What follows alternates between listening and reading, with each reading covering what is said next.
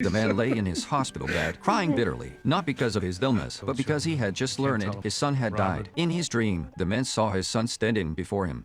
I'm sorry. It's not your fault, Dad. Frank was a strict father. He worked maintaining power lines. After his wife passed away, his kids never came home again. So Frank decided to visit them just to ask one question. You happy?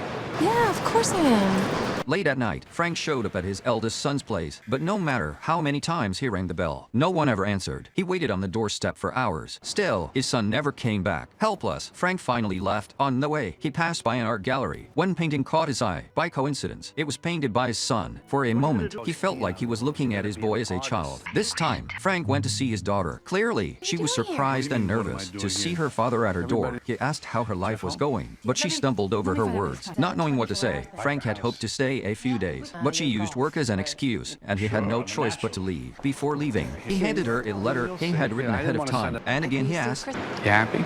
Yeah, of course I am. Good. On his flight home, Frank suddenly collapsed from a heart attack. In his dream, he demanded to know why his kids had lied to him. His daughter admitted she was going through a divorce, but didn't want her father to worry. His son confessed he didn't live in that apartment, yet refused to say where he really stayed. When Frank woke again, all of his children were there, except his eldest son, under Frank's pressing.